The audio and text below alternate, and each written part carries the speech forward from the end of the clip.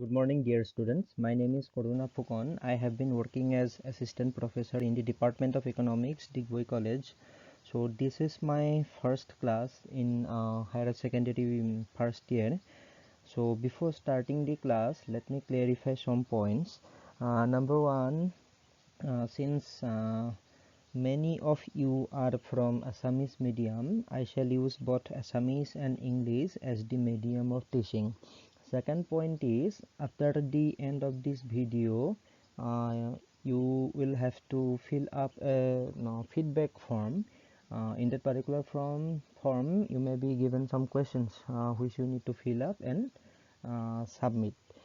So let us start the video. So let us begin the class from the syllabus. গতিকে পাঠ্যক্ৰমত কি আছে হেতুৰ পৰা আমি প্ৰথমতে আৰম্ভ কৰিলে ভাল হ'ব, কাৰণ তোমালোক প্ৰথম নতুনকৈ কলেজলৈ আহিছা। হায়াৰ সেকেন্ডাৰী কোৰ্সটোতনো আসলতে কি কন্টেন্ট আছে ইকোনমিক্সত হেতু আমি প্ৰথমতে তোমালোকক জনাই লোৱাটো উচিত হ'ব। হায়াৰ সেকেন্ডাৰী ফাৰ্ষ্ট ইয়াৰত ইকোনমিক্সত কি পঢ়িব লাগিব, কি পেপাৰ আছে, কিমান নম্বৰৰ আহে, গোটেই কথাখিনি জানিব লাগিব। গতিকে আমি সিলেবাস বা পাঠ্যক্ৰমেৰে গোটেই ক্লাছটো আৰম্ভ কৰোঁ। So the first point is that Assam Higher Secondary Education Council has recently changed the course structure of economics for class 11. So class 11 er jetu course structure asile agote hetu ki korile holoni korile Uচ্চতৰ মাধ্যমিক শিক্ষা সংসদে এই বছৰৰ পৰা কি কৰিছে, উচ্চতৰ মাধ্যমিক প্ৰথম বৰ্ষৰ অৰ্থনীতি বা অৰ্থবিজ্ঞানৰ যেটো পাঠ্যক্ৰম তাত কিছুমান হাল হলনি কৰিলে। So halholonito kenekwa dhoroner. So first of all, perhaps you know that your senior students, your seniors earlier they had to read statistics and Indian economy in first year. তোমালোকৰ আগৰ যদি senior student আছে বা তোমালোকৰ দাদা বাইদেউ আছে তেওঁলোকে কি কৰিছিলে, first year ইকোনমিক্সত কি পঢ়িব লাগিছিলে, দুটা পাৰ্ট আছিলে। এটা পাৰ্ট আছিলে statistics পৰিসংখ্যা আৰু এটা আছিলে Indian economic development, ভাৰতবৰ্ষৰ অৰ্থনৈতিক উন্নয়ন। গতিকে আৰু second year তেতিয়া কি আছিলে, during that time in the second year, the economics course had two papers, microeconomics and macroeconomics. But recently with an announcement, the Higher Secondary Education Council has changed the course structure and they have brought microeconomics to the first year. So microeconomics to ki korise first year le loi anile. So etia now in first year you have to read microeconomics and statistics in the first year. To class 11 ot eta tomaloke ki পঢ়িব লাগিব, microeconomics aru পৰিসংখ্যা statistics he দুইখন paper থাকিব। 50 number থাকিব, 50 marks for microeconomics and 50 marks for statistics. So আমি মাইক্ৰোইকোনমিক্সতনো কি আছে আমি সিলেবাসখন চাই লওঁ। এইবিলাক তোমালোকৰ কাৰণে নতুন কনসেপ্ট হ'ব, কাৰণ ইকোনমিক্স সাবজেক্টটো নতুন। Economics is quite new for you, so you may not understand the meaning of macroeconomics, right? So হেবিলাক আমি ভালকে কথা পাতিম, আলোচনা কৰিম পিছত। তাৰ আগতে মই এনে কৈ লৈছো তোমালোকক যে মাইক্ৰোইকোনমিক্সত আমাৰ ইয়াত আমি আমাৰ কোৰ্সটোত আমি পাম theory of consumer behaviour, theory of producers behavior, demand and supply, cost of production, market and price mechanism.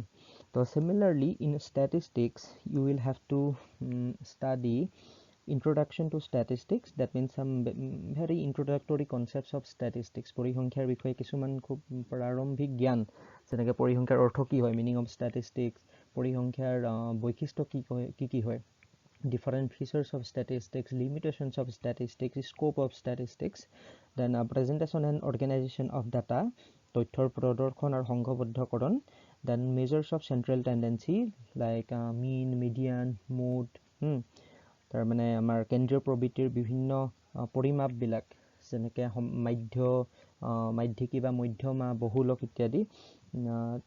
Similarly measures of dispersion like measures of dispersion like standard deviation, mean deviation, quartile deviation. So বিচ্যুতিৰ বিভিন্ন পৰিমাপসমূহ যেনেকৈ তোমালোকৰ মানক বিচলন বা গড় বিচলন, তাৰ পিছতে তোমাৰ আছে তেনেকৈ চতুৰ্থক বিচ্যুতি পৰিসৰ তেনেকুৱা ধৰণৰ যিবিলাক পৰিমাপ আছে সেইবিলাকৰ বিষয়ে আলোচনা কৰিব লাগিব দেন কৰিলেশ্যন মিনছ সহসম্বন্ধ অসমীয়াত সহসম্বন্ধ বুলি কয় আৰু শেষত ইণ্ডেক্স নাম্বাৰ সূচক সংখ্যা বুলি কয় গতিকে এইবিলাক আমি ষ্টেটিষ্টিক্স পাৰ্টটোত কি কৰিব লাগিব অধ্যয়ন কৰিব লাগিব মাইক্ৰ' ইকনমিক্স এণ্ড ষ্টেটিষ্টিক্স দুইটা পাৰ্টৰ পৰা আমাৰ কি আহিব 50 marks and 50 marks total 100 marks আৰু হায়াৰ ছেকেণ্ডেৰী ছেকেণ্ড ইয়েৰত কি থাকিব মেক্ৰ' economics and Indian economy মেক্ৰ' economics থাকিব এইটোক আমি সমষ্টিবাদী অৰ্থনীতি বুলি কওঁ আৰু ইণ্ডিয়ান ইকনমিক ডেভেলপমেণ্ট তাৰ মানে কি হয় ভাৰতৰ অৰ্থনৈতিক উন্নয়ন চ' আগতে আমাৰ ইণ্ডিয়ান ইকনমিক ডেভেলপমেণ্টটো ক'ত আছিলে ফাৰ্ষ্ট ইয়েৰত আছিলে এতিয়া সেইটো কি কৰিলে it has been shifted to the second year course so this is basically this is the course structure of higher secondary first year which we will have to study in this year so let me show you the syllabus in details তোমালোকৰ যিখন syllabus আছে সেইখন আমাক ডিটেইলছত আমি ইয়াত দেখুৱাইছো so প্ৰথম খণ্ডটো তোমালোকৰ থাকিব ব্যষ্টিবাদী অৰ্থনীতি বা micro' ইকনমিক্সৰ The first part is of microeconomics. In microeconomics, you will have to study 8 units, and in statistics, that means the second part, in statistics, you have to read 1, 2, 3, 4, 5, 6, 7, and 8 units. 8 units for microeconomics and 8 units for statistics. A total of 16 units. So, microeconomics. In microeconomics, the chapters are introduction, theory of consumer behavior, theory of demand, theory of producer behavior, cost of production, revenue and producers equilibrium, supply, forms of market and price determination, simple applications of demand and supply tools. And in statistics part, you have to read fundamental concepts of statistics, data and collection of data, organization of data, presentation of data, measures of central tendency, measures of dispersion, correlation and index number.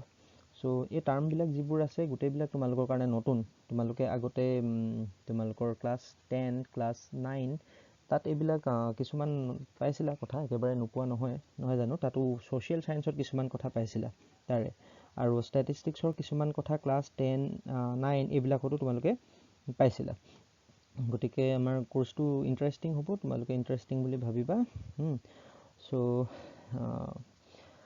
now let me tell you the name of the books that you have to purchase কি কিতাপ কিনিব লাগিব পঢ়িবৰ কাৰণে তেনেকুৱা question এটা তোমালোকৰ মনত নিশ্চয় আহিব আসলতে কি হয় হায়াৰ সেকেন্ডাৰী ফাৰ্ষ্ট ইয়েৰ কাৰণে তোমালোকক অসম চৰকাৰে কি কৰে কিতাপ কিছুমান দিয়ে government provides text book to the students of first year so text book বিলাক আহি যাব এই বছৰ কিছুমান খেলিমেলি হৈ আছে কোভিড-19 ৰ কাৰণে জানাই তোমালোকে লকডাউন হৈছে গভৰ্নমেন্টৰ কিছুমান ইনষ্টেবিলিটি কিছুমান আহি আছে হেতু কাৰণে টেক্সট বুকবোৰ আহোতে দেৰি হৈছে however some books are available in the market কিছুমান বুক মাৰ্কেটত available আছে গতিকে তোমালোকে কিনিব পাৰিবা for english medium different books are there for microeconomics and statistics so English medium students will not find any difficulty in finding books in the market because there are a lot of books a good number of books are available in the market right now কিন্তু অসমীয়া মিডিয়ামৰ যিবিলাক আছে অসমীয়া মাধ্যমৰ যিসকল আছে ছাত্ৰ ছাত্ৰী তোমালোকৰ কিছুমান কোনখন কিতাপ ললেনো ভাল হ'ব তেনেকুৱা কিছুমান প্ৰশ্ন আহিব পাৰে গতিকে কেবাখনো অৱশ্যে আছে কিতাপ বজাৰত গতিকে তাৰ ভিতৰত এখন কিতাপ আমি ময়ো আছো মোৰ নামটো দেখিছা তোমালোকে কৰুণা ফুকন গতিকে ময়ো কি কৰিছো মোৰ এজন খুব বন্ধু তেওঁ সলব্ৰুক একাডেমিত ডিব্ৰুগড়ৰ সলব্ৰুক একাডেমিত তেওঁ কৰি আছে পঢ়াই আছে he has been working in the Solbrook academy Dibrugarh Solbrook একাডেমিৰ কথা তোমালোকে জানা ভালদৰে ডিব্ৰুগড়ত আছে তো তেওঁ সলব্ৰুক একাডেমিৰ পাৰ্শ্বজ্যোতি নিয়োগ আৰু আমি দুজনে কি কৰিছো অসমীয়া মাধ্যমৰ কাৰণে এখন কিতাপ লিখি উলিয়াইছো প্ৰথমবাৰৰ কাৰণে গতিকে এই কিতাপখন তোমালোকে ল'ব পাৰা দি book will be available in the market very soon খুব কিছুদিন পিছতে এই কিতাপখন বজাৰত উপলব্ধ হ'ব বৰ বেছি দিন নালাগে খুব বেছি এক সপ্তাহমানৰ পিছত বজাৰত তোমালোকে এখন কিতাপ কিনিবলৈ পাবা এই কিতাপখনত কি কৰা হৈছে আমি যিমান পাৰি সহজ সৰল ভাষাত কি কৰিছোঁ কথাবিলাক বুজাবলৈ চেষ্টা কৰিছোঁ আচলতে অসমীয়া মিডিয়ামৰ কেইবাখনো কিতাপ অসমীয়া মাধ্যমৰ বা অসমীয়াত লিখা কেইবাখনো কিতাপ বজাৰত আছে কিন্তু আমি কিতাপকেইখন পঢ়ি চাওঁতে দেখিছোঁ যে তাত ল'ৰা ছোৱালীবিলাকে বা ষ্টুডেণ্টবিলাকে টান পায় আমিও কিছুমান কথা বুজি নাপাওঁ তাৰমানে যথেষ্ট টানকৈ লিখিছে বা ইংৰাজী কিতাপৰ পৰা কি কৰিছে হুবহু অনুবাদ কৰি দিছে গতিকে বুজিবলৈ টান হয় গতিকে এইখন কিতাপত আমি যিমান পাৰি সহজ সৰলকৈ লিখিবলৈ বিচাৰিছোঁ বা অসমৰ পৰিৱেশ পৰিস্থিতি মাটি পানী বতাহৰ লগত সম্পৰ্কিত কিছুমান উদাহৰণ দিছোঁ যাতে তোমালোকৰ বুজিবলৈ সহজ হয় গতিকে এই কিতাপখন তোমালোকে কিনিব পাৰা এই কিতাপখন খুব সোনকালে বজাৰলৈ আহি আছে আৰু গভৰ্ণমেণ্টেতো তোমালোকক দিবই এখন টেক্সট বুক সেইখন সৰু সেইখনত বৰ বেছি কথা নাথাকে ডিটেইলছত গতিকে এনেকুৱা এখন কিতাপ কিনিবই লাগিব গতিকে অসমীয়া মাধ্যমৰ কাৰণে যিবিলাক ষ্টুডেণ্ট অসমীয়া মাধ্যমৰ আছে তোমালোকে এইখন কিতাপ ল'ব পাৰা বজাৰত কিতাপখন খুব সোনকালে আহি আছে and the English medium students will not find any difficult in finding A book because many books are available in the market for microeconomics you may read AHSEC কিতাপ আছে বজাৰত microeconomicsৰ কাৰণে similarly for statistics part you can read SP Gupta different books are available in the market all are good books So let us start today's class. In today's class, we are going to study or discuss on some very basic points. খুব সৰু প্ৰাথমিক কথা কিছুমানৰ বিষয়ে আমি এইটো ক্লাছত মানে আলোচনা কৰিম because economics is quite new for you, right? Economics to তোমালোকৰ কাৰণে একেবাৰে নতুন হয় গতিকে first of all let us discuss the meaning of economics. For a general person সাধাৰণ মানুহ এজনক যদি সোধা হয় if a layman or a general person is asked about the meaning of economics he will answer that economics is a branch of social science it is a subject of study it is a branch of social science so আমি যদি সাধাৰণ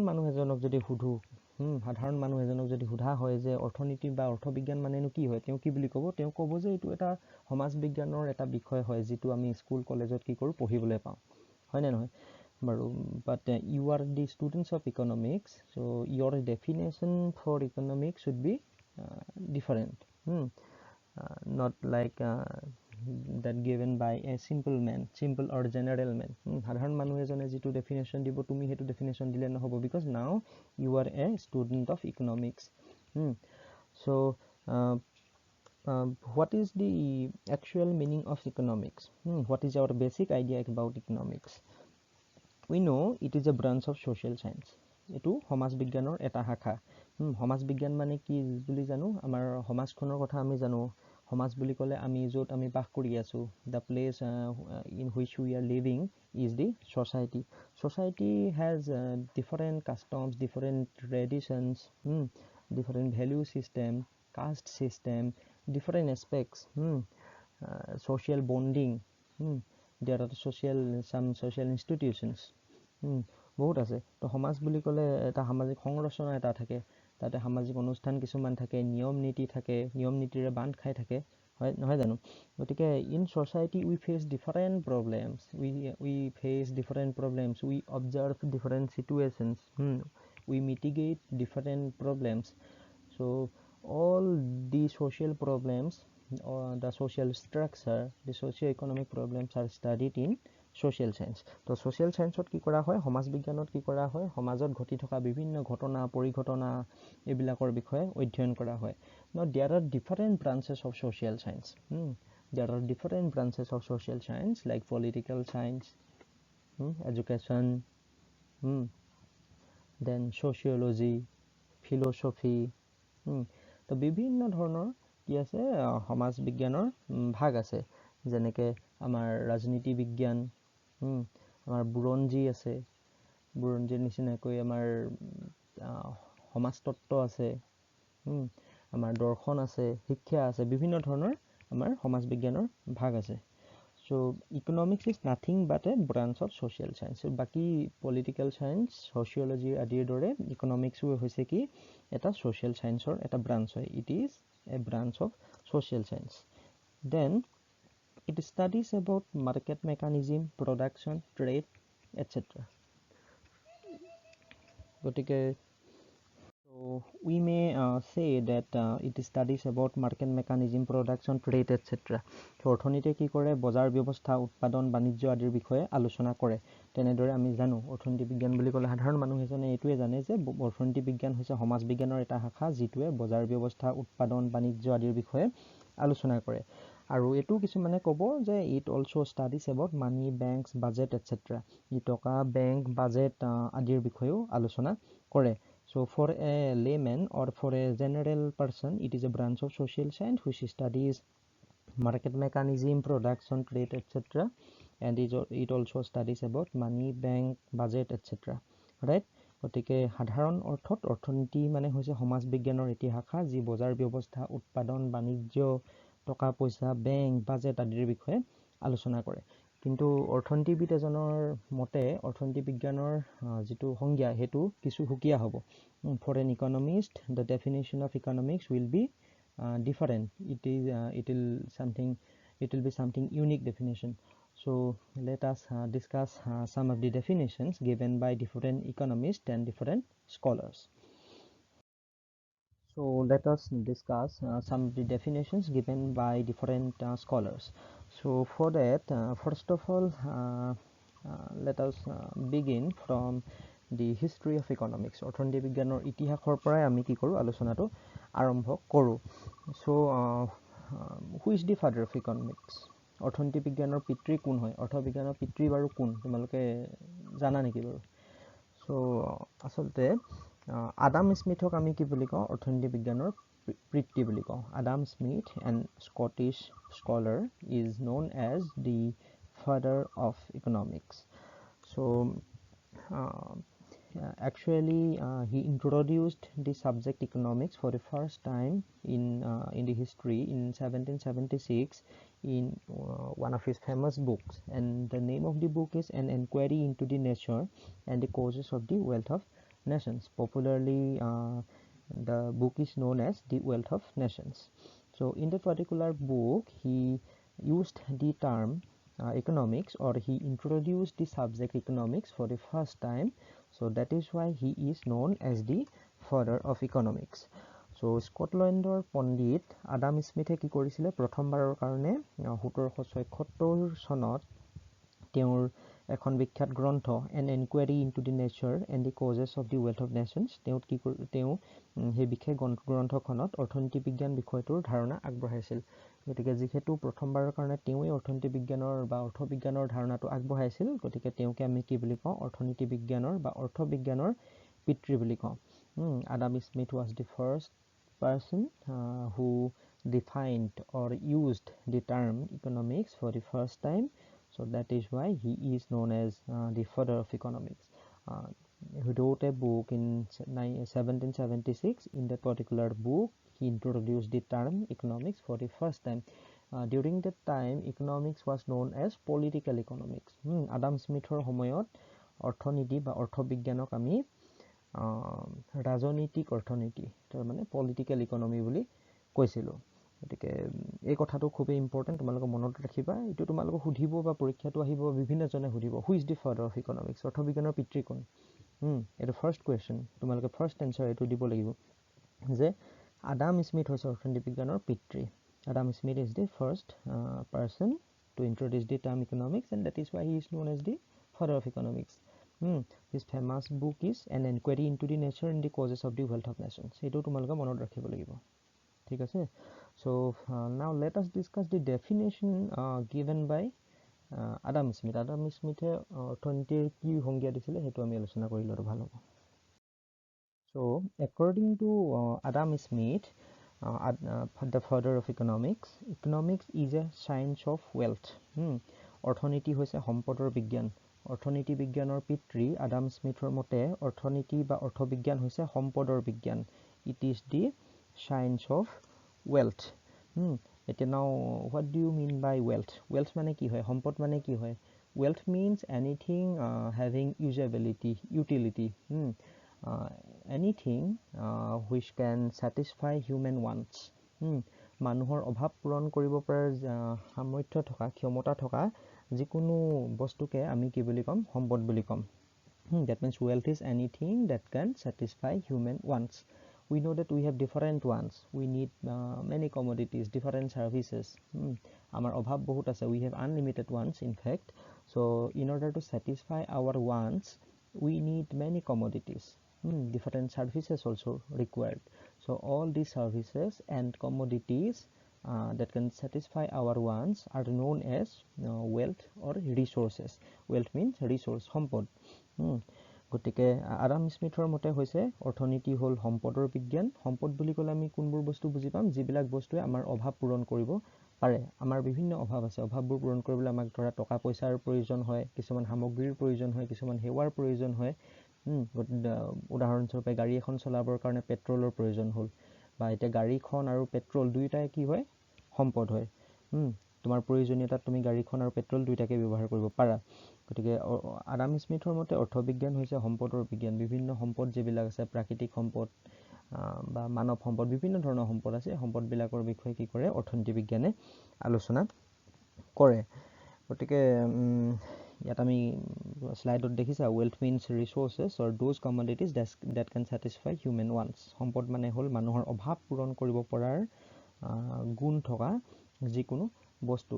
So Adam Smith আচলতে অৰ্থনীতি বিজ্ঞানৰ যিটো সংজ্ঞা সেইটো খুব চমুকৈ দিছে. He has defined the term economics very briefly. According to him, economics means science of wealth. Simple কে কৈছে, economics is nothing but the science of wealth. That means it is a branch of science. Social science বুলি কোৱা নাই, it is a branch of science which studies about wealth. সম্পদৰ বিষয়ে আলোচনা কৰে. But we have seen, you may notice that Smith's definition is too much materialistic. It does not give any importance to human welfare. আমি জানো, দেখিলো যে স্মিথৰ সংজ্ঞাটো খুবেই চমু. ইমান চমুকৈ কোনো এটা বিষয়ৰ সংজ্ঞা দিয়াটো উচিত নহ'ব. Too brief, right? So and Smith's definition is too much materialistic. It has given importance to wealth only. It has focused its attention on wealth, resource, but it has not given any importance on human welfare. Human welfare উপৰত কোনো গুৰুত্ব দিয়া নাই, because in the world we have seen that there are many commodities, there are different resources that can in fact that can be helpful in satisfying human wants, but they are not good for social welfare. For example, a cigarette, wine, drugs. These commodities can obviously satisfy human wants of some people, but these commodities are actually harmful to the society. They cannot improve human welfare. Actually, they reduce human welfare. আমাৰ বিভিন্ন সম্পদ আছে, অভাৱ পূৰণ কৰিব পৰা বিভিন্ন বস্তু আছে, যিবিলাকক সম্পদ বুলি আমি ক'ব পাৰোঁ, কিন্তু সেইবিলাকে কি কৰে, আমাৰ অৰ্থনৈতিক যিটো বা অৰ্থনৈতিক মানে সামাজিক উন্নয়ন বা মানৱ উন্নয়নত কোনো ধৰণৰ অৱদান আগনবঢ়ায়. মানৱ উন্নয়ন বা কল্যাণৰ ক্ষেত্ৰত, কোনো সমাজৰ কল্যাণৰ ক্ষেত্ৰত অৱদান আগনবঢ়ায়. ধৰি লোৱা মদ, ভাং, তেনেকুৱা চিগাৰেট, বা এইবিলাক যিবিলাক ৰাগিয়াল দ্ৰব্য আছে, সেইবিলাকে কি কৰে, মানুহৰ অভাৱ পূৰণ কৰিব পাৰে নিশ্চয়. মদ খোৱা মানুহ এজনক মদ খাবলৈ মন গ'ল, তেওঁ খাই দিলে, তেওঁৰ অভাৱটো পূৰণ হ'ল. কিন্তু এইবিলাক সম্পদ হ'লেও এইবিলাকে কি কৰে, এইবিলাকে আমাৰ যিটো মানৱ কল্যাণ সাধন কৰিব নোৱাৰে. গতিকে স্মিথৰ ডেফিনেশ্যনটোত আমি দেখিলোঁ যে তেওঁ অকল সম্পদৰ ওপৰত গুৰুত্ব দিছে, কিন্তু মানৱ কল্যাণ সাধন কৰিব পাৰে নে নোৱাৰে সেইটো কোৱা নাই. Because some commodities may not be helpful for improving human welfare. কিছুমান সামগ্ৰী আছে যিবিলাক আমাৰ সমাজৰ কাৰণে বিপদজনক হ'ব পাৰে, সমাজৰ হিতৰ কাৰণে উপকাৰী নহ'ব পাৰে, কিন্তু সেইবিলাক সম্পদেই হয়, সম্পদ হ'লেও আমাৰ কল্যাণৰ কাৰণে প্ৰয়োজনীয় নহয় বা কল্যাণটো কমাইহে দিয়ে. গতিকে স্মিথে এইবিলাক কথা আওকাণ কৰিছে. Smith's definition has ignored the social welfare part. So it is one of the limitations of Smith's definition. So however, Smith's definition is very popular in economics because as I have already told you that he is the father of economics. তেওঁ যেহেতু অৰ্থবিজ্ঞানৰ পিতৃ হয় গতিকে তেওঁৰ যিটো সংজ্ঞা হেতু অৰ্থবিজ্ঞানত যথেষ্ট গুৰুত্বপূৰ্ণ বুলি গ্ৰহণ কৰা হয় So as we have discussed that Adam Smith's definition has some limitations. Adam Smithৰ যিটো সংজ্ঞা অৰ্থনীতি বিজ্ঞান সম্পৰ্কে সেই সংজ্ঞাটোৰ কিছুমান সীমাবদ্ধতা আছে গতিকে ইয়াৰ পিছতে এটা গুৰুত্বপূৰ্ণ সংজ্ঞা আগবঢ়াইছিলে Marshall Alfred Marshall Alfred Marshall's definition is known as the welfare definition of economics. We have already come to know that Adam Smith's definition has ignored the social welfare part. But Alfred Marshall has given due importance to social welfare, and that is why his definition is known as the welfare definition. আমি ইতিমধ্যে আলোচনা কৰিছো যে আদাম স্মিথৰ অৰ্থবিজ্ঞানৰ সংজ্ঞাটোৱে কি কৰিছে সামাজিক কল্যাণৰ যেটো দিক হেতু আওকাণ কৰিছে গতিকে আমাৰ আলফ্ৰেড মাৰ্শ্বেলে কি কৰিছে তেওঁৰ যেটো সংজ্ঞা হেতুত সামাজিক কল্যাণৰ বিষয়ে যথেষ্ট গুৰুত্ব আৰোপ কৰিছে গতিকে তেওঁৰ সংজ্ঞাটো কল্যাণৰ সংজ্ঞা বুলি কোৱা হয় Marshall's definition is known as the welfare definition of economics. So let us know the definition given by Alfred Marshall. So first of all, this definition was published in one of his books named Principle of Economics, published in 1890. 1890 চনত প্ৰকাশিত Principle of Economics নামৰ বিখ্যাত গ্ৰন্থখনত Alfred মাৰ্শ্বেলে তেওঁৰ সংজ্ঞাটো দাঙি ধৰিছিলে গতিকে আলফ্ৰেড মাৰ্শ্বেলৰ সংজ্ঞাটোক আমি অলৰেডি কৈছো এটো অৰ্থবিজ্ঞানৰ কল্যাণ সূত্ৰ বুলি কোৱা হয় Marshall's definition is known as the welfare definition of economics. So Adam Smith's definition is known as wealth definition and Marshall's definition is known as welfare definition. So let us know the definition given by Professor Marshall.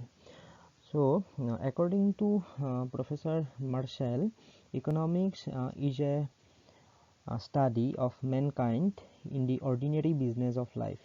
It examines that part of individual and social action which is most closely connected with the attainment and with the use of the material requisites of well-being.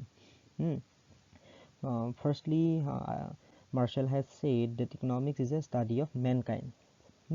He has used the word mankind. That means related to human welfare, right?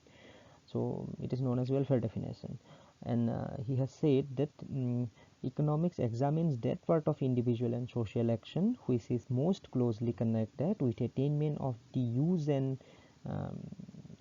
use of the material requisites of well-being, because we require different materials for our wants, for our well-being, for our social welfare, for the improvement of our social customs, social conditions, right? Social development. So these requirements, these material requirements for the attainment of satisfaction, for the attainment of social well-being, we need different resources. All these resources are studied in economics. So according to Marshall, first of all, it is the study of mankind in the ordinary business of life, and it studies that part of individual and social actions that are related to the fulfillment of social or human requirements by the use of some materials.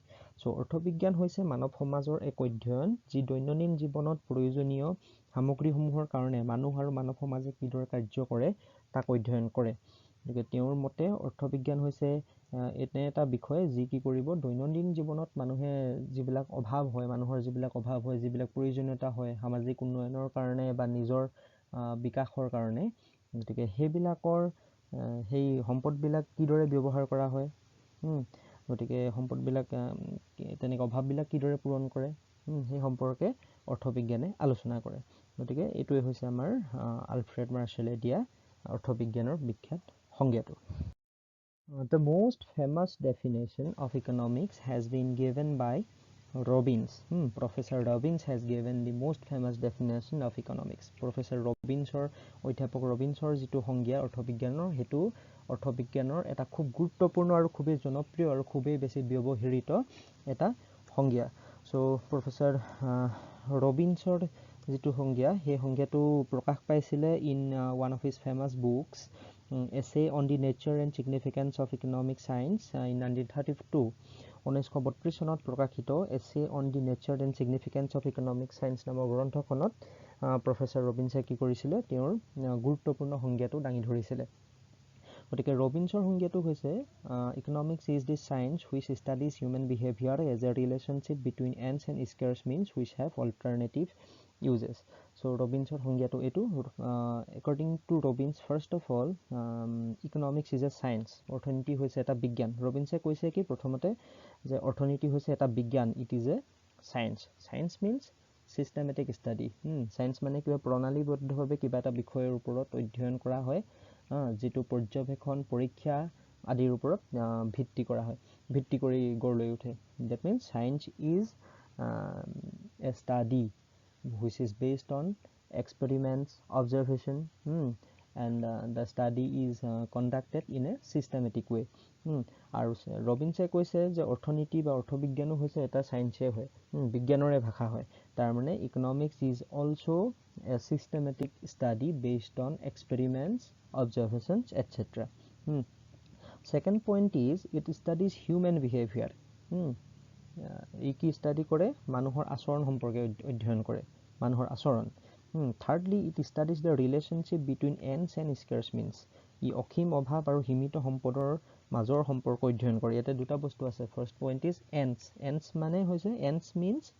unlimited ones human ones are unlimited we have unlimited ones we want many commodities we need many commodities we need pen books we need clothes we need fast food cinema tickets cars laptops we have different ones we have unlimited ones but the problem is the resources are scarce সম্পদ বিলাক কিন্তু কি হৈছে সীমিত our wants are unlimited but to the means to satisfy our unlimited human wants are limited that means resources are limited but our wants are unlimited so it establishes a link between limited resources and unlimited human wants then it studies those goods which have alternative uses ই বিকল্প ব্যৱহাৰযোগ্য সামগ্ৰীৰ বিষয়ে অধ্যয়ন কৰে ৰবিনছে কৈছে যে অৰ্থবিজ্ঞানে বিকল্প ব্যৱহাৰযোগ্য সামগ্ৰীৰ বিষয়ে অধ্যয়ন কৰে we know that resources have alternative uses a particular resource can be put in several uses for example coal can be put in several uses you can produce electricity with the help of coal you can run a train coal is used for cooking purpose also now you have to find out in which particular use you will apply coal তোমালোকে কয়লাটো কি কামত ব্যৱহাৰ কৰিবা হেতু সিদ্ধান্ত ল'ব লাগিব কয়লা হৈছে এনেকুৱা এটা সম্পদ বিভিন্ন কামত খটাব পাৰি ৰেল গাড়ী চলাবৰ কাৰণে আগতে কয়লা ব্যৱহাৰ কৰা হৈছিল জুই জ্বলাবৰ কাৰণে ব্যৱহাৰ কৰিব পৰা যায় কয়লা তুমি ইলেক্ট্ৰিচিটি প্ৰডিউস কৰিব পাৰা থাৰ্মেলত গতিকে কয়লাৰ বিভিন্ন ব্যৱহাৰ আছে কয়লাটো এটা উদাহৰণহে হয় all resources have alternative uses so resources have alternative uses and we have to find out the best alternative use of resources কাৰণ আমি সব কামতে খটাব নোৱাৰো কয়লাটোক তুমি গাড়ী চলাবলৈও ব্যৱহাৰ কৰিবা ৰেল গাড়ী চলাবলৈ একো জুই জ্বলাবলৈও ব্যৱহাৰ কৰিবা থাৰ্মেলটো ব্যৱহাৰ কৰিবা গোটেইবিলাক কামত ব্যৱহাৰ কৰিব নোৱাৰো কেলে নোৱাৰো because resources are scarce resource বোৰ হৈছে সম্পদ বিলাক হৈছে কি সীমিত পৰিমাণে আছে আমি সব কামতে খটাব নোৱাৰো আমাৰ অভাৱবোৰ ৰখিম কিন্তু সম্পদ বিলাক কিন্তু সীমিত গতিকে আমি সবতকে যেটো বেষ্ট কাম হেতু কামত খটাব লাগিব since resources are scarce we have to use our resources in the best use best kamot khotabo lagibo so basically Robbins has opined that economics is a branch of study of science it is a branch of science that studies how limited resources can be utilized in order to satisfy the unlimited human wants তো মানুহৰ অসীম অভাৱ পূৰণ কৰিবৰ কাৰণে সীমিত সম্পদ বিলাক আমি কিদৰে ব্যৱহাৰ কৰিব লাগিব এই সম্পৰ্কে অধ্যয়ন কৰা বিজ্ঞানৰ শাখাটোৱে অৰ্থবিজ্ঞান বুলি ৰবিনছে ক'বলৈ বিচাৰিছে so far we have studied three important definitions of economics first one is wealth definition given by Adam Smith then the welfare definition given by Alfred Marshall and thirdly the scarcity definition given by Professor Robbins গতিকে ইতিমধ্যে আমি তিনিটা গুৰুত্বপূৰ্ণ সংজ্ঞা আলোচনা কৰিলো প্ৰথমটো আছিল সম্পদৰ সংজ্ঞা আদাম স্মিথে দিয়া দ্বিতীয়টো আছিল কল্যাণৰ সংজ্ঞা হেতু দিছিলে আমাৰ আলফ্ৰেড মাৰ্শ্বেলে আৰু তৃতীয় সংজ্ঞাটো আছিল দুষ্প্ৰাপ্যতাৰ সংজ্ঞা ৰবিনছে দিয়া so Robbins definition is known as the scarcity definition ৰবিনছৰ যেটো সংজ্ঞা হেতুক আমি কি বুলি কওঁ দুষ্প্ৰাপ্যতাৰ সংজ্ঞা বুলি কওঁ because Robin has said that resources are scarce সম্পদ বিলাক দুষ্প্ৰাপ্য বুলি ৰবিনছে আমাক কৈছে so after discussing all the definitions now we can formulate a definition ourselves right আমি গুটেই কিটা সংজ্ঞা ভালদৰে আলোচনা কৰাৰ পিছত আমি এটা নিজাববীয়াকৈ এটা সংজ্ঞা দিব পৰা হৈছো নহয় জানো গতিকে আমি হেতু সংজ্ঞা বুলি নকওঁ অৰ্থ বুলি কৈছো গতিকে অৰ্থনীতি বিজ্ঞানৰ অৰ্থটো আমি কি বুলি কম আমি গুটেইখিনি আলোচনা কৰাৰ পিছত economics is a branch of social science which studies different ways of the utilization of the limited resources in order to satisfy the unlimited human wants and matters connected to this problem like production, distribution, market, international trade, etc. গতিকে অৰ্থনীতি হল সমাজ বিজ্ঞানৰ হেতু শাখা যি মানুহৰ অসীম অভাৱসমূহ পূৰণ কৰিবলৈ সীমিত সম্পদসমূহক কিদৰে ব্যৱহাৰ কৰিব লাগিব আৰু তাৰ লগত জড়িত বিভিন্ন বিষয় যেনে উৎপাদন বিতৰণ বজাৰ আন্তৰ্জাতিক বাণিজ্য আদিৰ বিষয় অধ্যয়ন কৰে so basically we may define economics like this way এই ধৰণে আমি অৰ্থনীতি বিজ্ঞানৰ যেটো সংজ্ঞা হেতু দেখুৱাব পাৰো বা আমি নিজাববীয়াকৈ এটা অৰ্থ এনেকে ধৰণে উলিয়াই ল'ব পাৰো গতিকে অৱশ্যে modern economics also studies the impact of economic activities on environment welfare human development and international trade অৱশ্যে modern economics কি হৈছে নতুনকৈ কি হৈছে বহুত বিষয় সংযোজিত হৈছে আজিকালি অৰ্থনীতি বুলি ক'লে কেৱল সীমিত সম্পদ বিলাকক কিদৰে ব্যৱহাৰ কৰিব লাগিব এইবিলাক কথাই আলোচনা কৰা নহয় আজিকালি আধুনিক অৰ্থনীতিত বিভিন্ন ধৰণৰ বিষয়ৰ সংযোজন হৈছে তাৰ ভিতৰত আমাৰ পৰিৱেশৰ ওপৰত অৰ্থনৈতিক কাৰ্যকলাপৰ প্ৰভাৱ মানুহৰ উন্নয়ন আন্তৰ্জাতিক সম্পৰ্ক এইবিলাকৰ বিষয়েও কি কৰে আজিকালিৰ অৰ্থনীতি বিজ্ঞানে আলোচনা কৰে so different aspects have been added to the subject of economics so scope of economics is widening day by day অৰ্থনীতি বিজ্ঞানৰ যেটো পৰিসৰ হেতু দিনক দিনে বৃদ্ধি পাই গৈছে so there has been different additions to the subject of economics like environmental economics econometrics so these new additions have recently come to the subject of economics so nowadays economics is a very broad subject এটা বহুত ডাঙৰ পৰিসৰৰ এটা বিষয় হয় so with this I would like to conclude today's class আমি আজিৰ ক্লাছটো ইয়াতে সমাপ্ত কৰিবলৈ সিদ্ধান্ত গ্ৰহণ কৰিছো পৰৱৰ্তী ক্লাছত আমি অৰ্থনীতি সম্পৰ্কে আৰু বিভিন্ন বিষয় আলোচনা কৰিম মই তোমালোকক কৈছোৱে যে তোমালোকৰ ফাৰ্ষ্ট ইয়াৰত মাইক্ৰো ইকনমিক্স আৰু statistics এই দুটা বিষয় পঢ়িব লাগিব আমি ইয়াতে মই মাইক্ৰো ইকনমিক্স ষ্টাডি কৰিম আমি একেলগতে so please leave your feedback and comment in the comment box তোমালোকৰ মতামত প্ৰশ্ন বা পৰামৰ্শ কিবা থাকিলে comment boxত দিবা thank you